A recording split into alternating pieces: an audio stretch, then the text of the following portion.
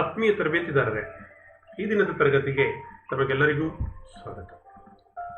Dear trainees, welcomes you all for today online virtual classes. In the last class we discussed welding techniques and welding terms used in gas welding process. Now today we will discuss another topic, that is distortion in welding and causes and their control.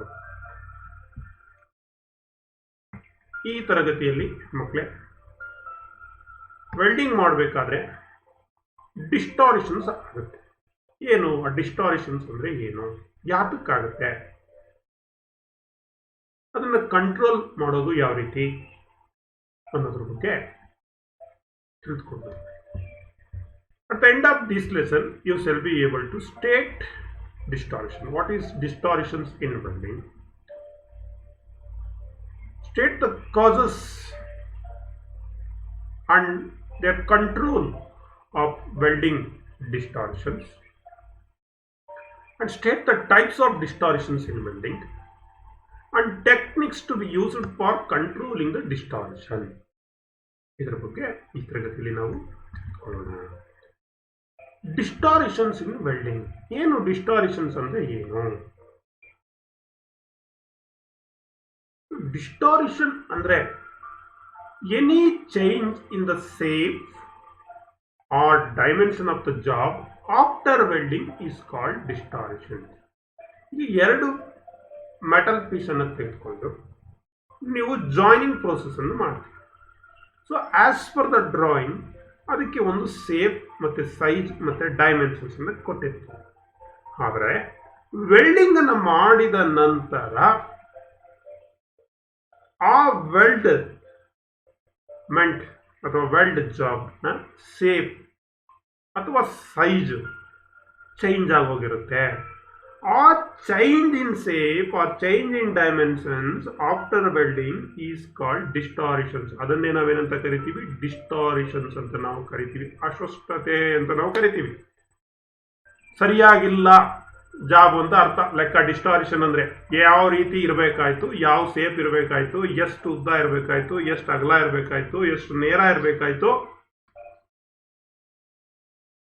ಆ ರೀತಿ ಇಲ್ಲ. Welding ಮಾಡಾದ್ಮೇಲೆ shape dimensions ಎಲ್ಲ ಏನಾಗಿದೆ, change ಆಗೋಗಿದೆ.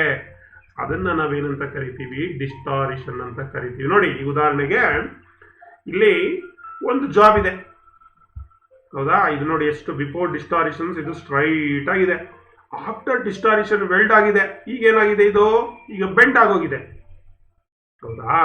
ಇದನ್ನೇ ಏನಂತ ಕರಿತೀವಿ ನಾವು? ಡಿಸ್ಟಾರಿಷನ್ಸ್ ಅಂತ ನಾವು ಕರಿತೀವಿ. ಸೊ ಈ ಡಿಸ್ಟಾರಿಷನ್ಸ್ ಏನಿದೆ ವೆಲ್ಡ್ ನಲ್ಲಿ, ಡಿಸ್ಟಾರಿಷನ್ಸ್ ಆದ್ರೆ ಏನಾಗುತ್ತೆ ಅಂದ್ರೆ, distortion in a weld results from the expansion and contractions of the weld metal and adjacent base metal during the heating and cooling cycle of the welding process.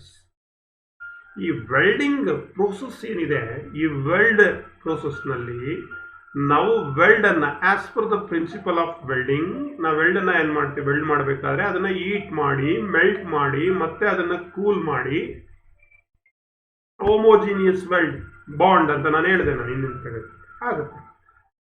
ಈ ಒಂದು ಸಂದರ್ಭದಲ್ಲಿ ಏನಾಗುತ್ತೆ, ಥರ್ಮಲ್ ಎಕ್ಸ್ಪಾನ್ಷನ್ ಆಗೋಗುತ್ತೆ. ಏನಾಗುತ್ತೆ? ಥರ್ಮಲ್ ಎಕ್ಸ್ಪಾನ್ಷನ್ ಆಗುತ್ತೆ. ಅಂದ್ರೆ expansion and contractions ಅಂತ ಕರಿತೀವಿ. ಎಕ್ಸ್ಪ್ಯಾಂಡ್ ಹಿಗ್ಗುವಿಕೆ ಮತ್ತೆ ಕುಗ್ಗುವಿಕೆ ಆಗ್ತಕ್ಕಂಥದ್ದು. ಯಾವಾಗ? During heating and cooling cycle. Heating ಮತ್ತೆ ಕೂಲಿಂಗ್ ಚಕ್ರ ಏನಿದೆ ಆ ಒಂದು ಸಮಯದಲ್ಲಿ ಈ ವೆಲ್ಡ್ ಆಗಿರ್ತಕ್ಕಂಥ ಮೆಟಲು ಹಿಗ್ಗುವಿಕೆ ಮತ್ತೆ ಕುಗ್ಗುವಿಕೆಯಿಂದ ಏನಾಗುತ್ತೆ, ಇದರ ಶೇಪು ಡೈಮೆನ್ಷನ್ಸು ಚೇಂಜ್ ಆಗೋದು. ಸೊ ಅದನ್ನೇ ನಾವೇನಂತ ಕರಿತೀವಿ? ಡಿಸ್ಟಾರಿಷನ್ ಇನ್ ವೆಲ್ಡಿಂಗ್ ಅಂತ ನಾವು ಕರಿತೀವಿ. ಅರ್ಥ ಆಯ್ತಲ್ಲ ಡಿಸ್ಟಾರಿಷನ್ ಅಂದ್ರೆ? ಸೊ ಈ ವೆಲ್ಡಿಂಗ್ ಡಿಸ್ಟಾರಿಷನ್ ನಲ್ಲಿ 3 ತರ ಇದೆ. ಟೈಪ್ಸ್ ಆಫ್ ಡಿಸ್ಟಾರಿಷನ್ ಬಂದು 3 ಟೈಪ್. ಒಂದು ಲಾಂಗಿಟ್ಯೂಡನಲ್ ಡಿಸ್ಟಾರಿಷನ್. ಮತ್ತೊಂದು ಟ್ರಾನ್ಸ್ವರ್ಸ್ ಡಿಸ್ಟಾರಿಷನ್, ಮತ್ತೊಂದು ಆಂಗ್ಯುಲಾರ್ ಡಿಸ್ಟಾರಿಷನ್ಸ್ ಅಂತ ನಾವು ಕರಿತೀವಿ. ಈ ಲಾಂಗಿಟ್ಯೂಡಿನಲ್ ಡಿಸ್ಟಾರಿಷನ್ಸ್ಗೆ ನಾನು ಈಗ ಬರ್ತಾ ಇದ್ದೀನಿ. ಈ ಲಾಂಗಿಟ್ಯೂಡಿನಲ್ ಡಿಸ್ಟಾರಿಷನ್ ಅಂದ್ರೆ ಏನಪ್ಪ ಅಂದ್ರೆ, distortion in the weld direction is called longitudinal. ನೋಡಿ, weld directions as per length. ನೋಡಿ, ಈ ವೆಲ್ಡ್ ಏನಾಗಿದೆ, ಇದು ಈ ಕಡೆಯಿಂದ ಈ ಕಡೆಗೆ, ಈ ಕಡೆಯಿಂದ ಈ ಕಡೆಗೆ, ಲಾಂಗಿಟ್ಯೂಡಿನಲಿ ಅಲಾಂಗ್ ದ ಲೆಂತ್. ಲಾಂಗಿಟ್ಯೂಡಿನಲಿ ಅಂದ್ರೆ along the lengthwise. Along the lengthwise the shape or in dimension is changed after welding is called longitudinal distortion. That means distortion in the weld direction along the length is called longitudinal distortion ಅಂತ ನಾವು ಕರಿತೀವಿ. ಇನ್ನ ಎರಡನೇ type ಬಂದು transverse ಡಿಸ್ಟಾರಿಷನ್ಸ್ ಅಂತ ಕರಿತೀವಿ. ಡಿಸ್ಟಾರಿಷನ್ಸ್ opposite to the well direction is called transverse distortion. ಏನು weld ಡೈರೆಕ್ಷನ್ಸ್ಗೆ opposite ಸೈಡ್ಗೆ ಅಲುಗಾಡುವಿಕೆ, ಚೇಂಜ್ ಆಗಿರ್ತಕ್ಕಂಥದ್ದು ಸೇಪ್ನಲ್ಲಿ, ಅದನ್ನು ನಾವೇನಂತ ಕರಿತೀವಿ, ಟ್ರಾನ್ಸ್ವರ್ಸ್ ಡಿಸ್ಟಾರಿಷನ್ಸ್. ಲೈಕ್ ದಟ್ ಈಗ ಆಗ್ತಕ್ಕಂಥದ್ದು. ನೋಡಿ, ಇಲ್ಲಿ ಎರಡು ಪ್ಲೇಟ್ ಅನ್ನು ಬಟ್ ಮಾಡಿದೀವಿ, ಈ ರೀತಿ ಇರಬೇಕಾಯ್ತು. ಇಲ್ಲಿ ನೋಡಿದ್ರೆ ನೋಡಿ, ಎರಡು ಯಾವ ತರ ಆಗಿದೆ, ಒಂದ್ರ ಮೇಲೆ ಒಂದು ಬಂದಿದೆ. ಈ ಕಡೆ ಸೈಜ್ ಕಡಿಮೆ ಆಗಿದೆ, ಈ ಕಡೆ ದೊಡ್ಡದಾಗಿದೆ. ಈ ರೀತಿ ಈಗೀಗೆ ಆದ್ರೆ, ಈಗೀಗ ಎರಡು ಮೆಟಲ್ ಅನ್ನ ನೀವು ಈಗ ಇಟ್ಟಾಗ, ಈ ಎರಡು ಮೆಟಲ್ ನಲ್ಲಿ ಈಗೀಗೆ ಆದ್ರೆ ಇದು ಲಾಂಗಿಟ್ಯೂಡಿನಲ್. ಸೊ ಈಗ ಈ ಮೆಟಲ್ ಅನ್ನ ಇಟ್ಟಾಗ ಈ ರೀತಿ ಏನಾರ ಆದ್ರೆ, ಈ ರೀತಿ ಏನಾರ ಆದ್ರೆ, ಈ ರೀತಿ ಏನಾರ ಆದ್ರೆ, ಇದನ್ನ ನಾವೇನಂತ ಕರಿತೀವಿ, ಟ್ರಾನ್ಸ್ವರ್ ಡಿಸ್ಟಾರಿಷನ್. ಅಂದ್ರೆ distortion opposite to the weld direction is called transverse distortions. ನಿಮಗೆ ಈ ಚಿತ್ರದಲ್ಲಿ ಕ್ಲಿಯರ್ ಆಗಿ ಅರ್ಥ ಆಗ್ತಾ ಇದೆ ಯಾವ ರೀತಿ ಆಗ್ತಾ ಇದೆ ಅಂತೇಳಿ. ಸೊ ಈ ರೀತಿ ಅಥವಾ ಈ ರೀತಿ ಆಗ್ತಕ್ಕಂಥದ್ದನ್ನ ನಾವು ಟ್ರಾನ್ಸ್ವರ್ ಡಿಸ್ಟಾರಿಷನ್ಸ್ ಅಂತ ನಾವು ಕರಿತೀವಿ. ಇನ್ನೊಂದು ಆಂಗ್ಯುಲಾರ್ ಡಿಸ್ಟಾರಿಷನ್ಸ್. ಅಂದ್ರೆ ಆಂಗಲ್ ಅಂದ್ರೆ ಏನು, ಸ್ಟ್ರೈಟ್ ಇರಬೇಕು, any change in angle. So that is called angular distortion. If two pieces at an angle change their angle at the place of joint is known as angular distortions. ನೋಡಿ, ಇಲ್ಲಿ ಎರಡು piece ಇದೆ, ಇದನ್ನ ಒಂದು T joint ಮಾಡಿದೀವಿ ಅನ್ಕೊಳ್ಳಿ. ಇಲ್ಲಿ ಏನಾಗಿದೆ, ನೀವು ವೆಲ್ಡ್ ಮಾಡಿದಿರಿ, ವೆಲ್ಡ್ ಮಾಡಿದ್ರೆ ಇದು ಆಂಗಲ್ ಇದು ಸ್ಟ್ರೈಟ್ ಇರಬೇಕಲ್ಲ, 90 ಡಿಗ್ರಿ ಇರಬೇಕಲ್ಲ. ಇಲ್ಲೇನಾಯ್ತು, ಬೆಂಡ್ ಆಗೋಯ್ತು, ಡೊಂಕ್ ಆಗೋಯ್ತು, ಆಂಗಲ್ ಏನಾಯ್ತು, ಚೇಂಜ್ ಆಯ್ತು. ಇದನ್ನ ಏನಂತ ಕರಿತೀವಿ, ಆಂಗ್ಯುಲಾರ್ ಡಿಸ್ಟಾರಿಷನ್ಸ್ ಅಂತ ನಾವು ಕರಿತೀವಿ. ಸೊ ಈ ಮೂರು ಡಿಸ್ಟಾರಿಷನ್ಸ್ ಅನ್ನ ಕಾಸಸ್, ಏನು ಕಾರಣಗಳೇನು, ಇದನ್ನು ಯಾವ ರೀತಿ ಕಂಟ್ರೋಲ್ ಮಾಡಬೇಕು ಅನ್ನೋದನ್ನ ನೋಡ್ತಾ ಹೋಗೋಣ. The property of material which has the greatest influence on welding distortion is its coefficient of thermal expansion. ನೋಡಿ, ವೆಲ್ಡಿಂಗ್ ಮಾಡಬೇಕಾದ್ರೆ ವೆಲ್ಡಿಂಗ್ ಪ್ರೋಸೆಸ್ ಅಲ್ಲಿ ಮೆಟಲ್ ಅನ್ನ ಹೀಟ್ ಮಾಡ್ತೀವಿ, ಕೂಲ್ ಮಾಡ್ತೀವಿ. ಹೀಟಿಂಗ್ ಅಂಡ್ ಕೂಲಿಂಗ್ ಸೈಕಲ್ ನಲ್ಲಿ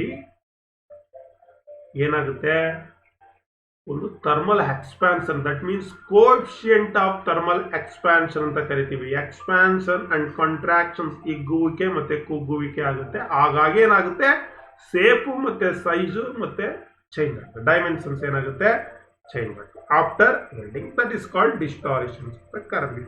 ಆದರೆ ಮೊದಲನೇ ಕಾರಣ ಏನು ಡಿಸ್ಟಾರಿಷನ್ಸ್ ಆಗಲಿಕ್ಕೆ, so coefficient of thermal expansion, heating and cooling ಇಂದ ಏನಾಗಿದೆ, ಇದು ಡಿಸ್ಟಾರಿಷನ್ಸ್ ಆಗಿದೆ.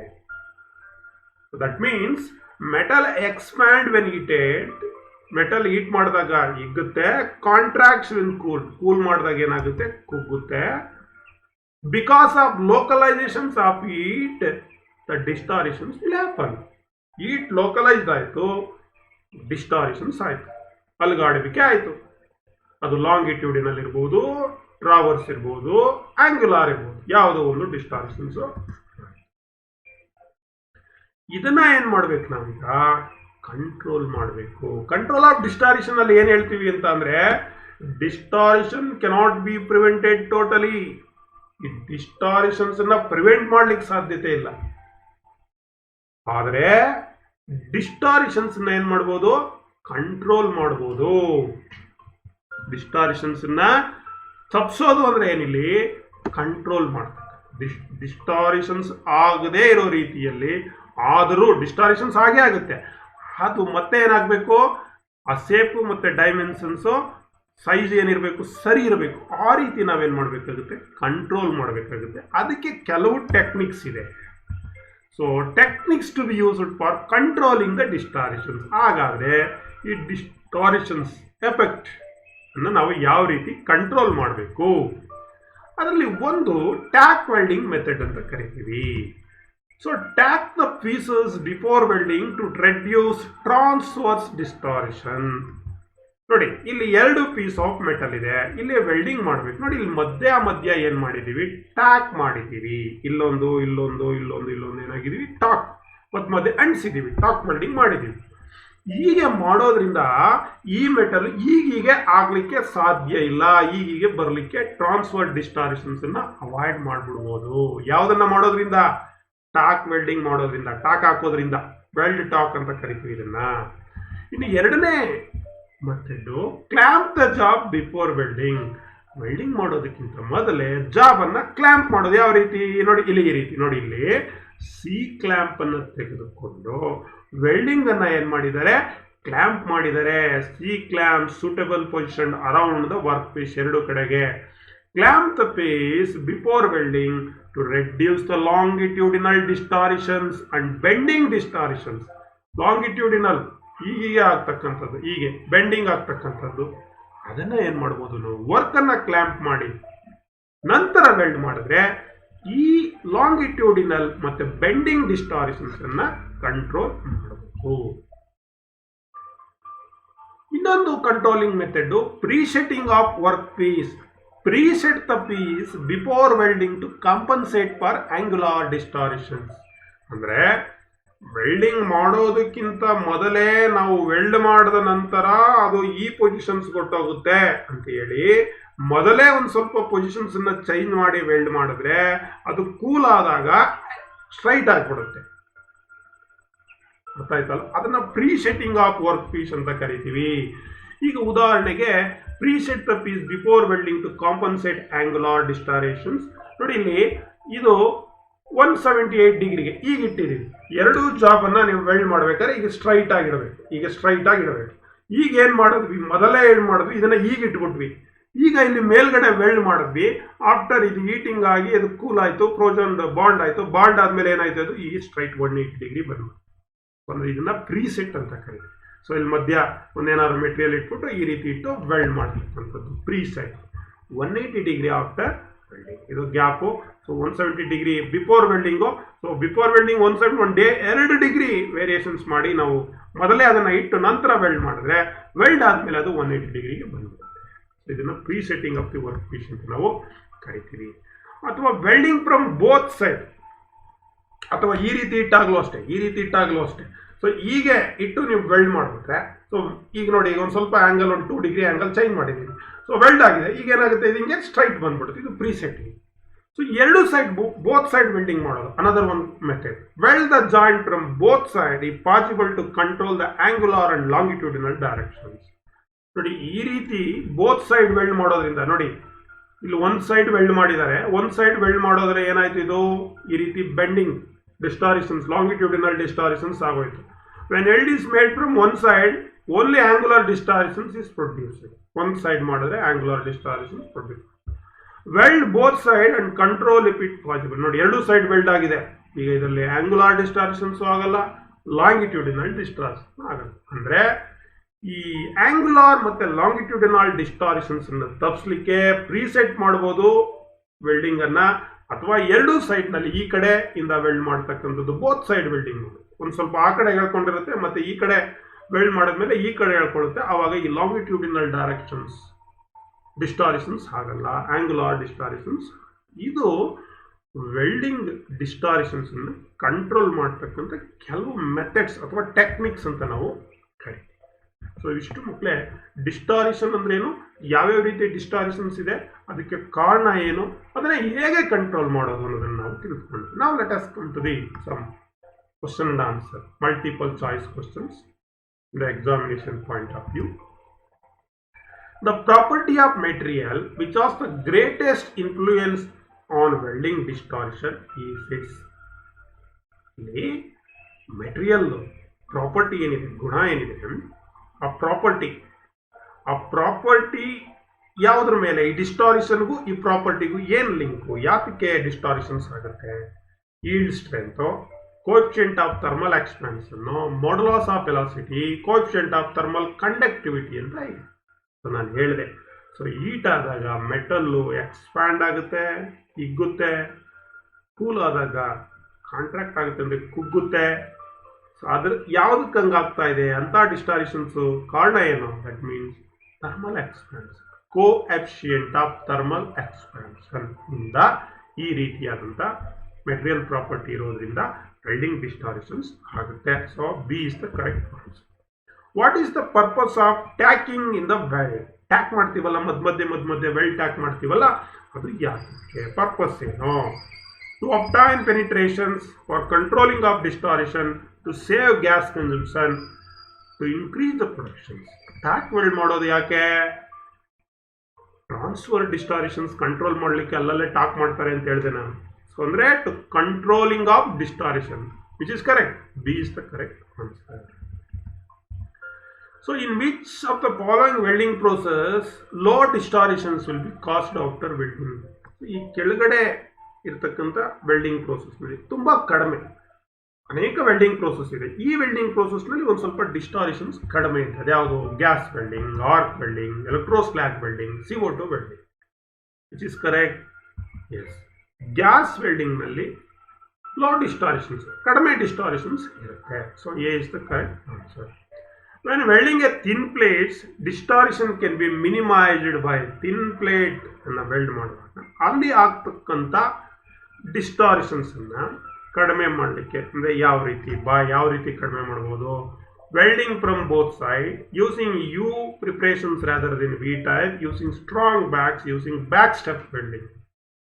ಸೊ ಥಿನ್ ಪ್ಲೇಟ್ಸನ್ನು ವೆಲ್ಡ್ ಮಾಡುವಾಗ ಎರಡೂ ಸೈಡ್ನಲ್ಲಿ ನಾವು ವೆಲ್ಡ್ ಮಾಡಿದ್ರೆ, ಬೋತ್ ಸೈಡ್ ವೆಲ್ಡ್ ಮಾಡಿದ್ರೆ ವೆಲ್ಡಿಂಗ್ ಡಿಸ್ಟಾರಿಷನ್ಸ್ನ ಮಿನಿಮೈಸ್ ಅನ್ನು ಮಾಡ್ಬೋದು. So A is correct. ಮಕ್ಕಳೇ, ಈ ರೀತಿ ನಿಮಗೆ ಪರೀಕ್ಷೆನಲ್ಲೂ ಕೂಡ ಈ ಡಿಸ್ಟಾರಿಷನ್ಸ್ಗೆ ಸಂಬಂಧಪಟ್ಟ ಹಾಗೆ ಪ್ರಶ್ನೆಗಳನ್ನು ಕೇಳ್ಬೋದು. ಅಲ್ಲಿಗೆ ಡಿಸ್ಟಾರಿಷನ್ಸ್ನಲ್ಲಿ 3 ವಿಧ: ಲಾಂಗಿಟ್ಯೂಡಿನಲ್, ಟ್ರಾವರ್ಸ್, ಆಂಗ್ಯುಲರ್.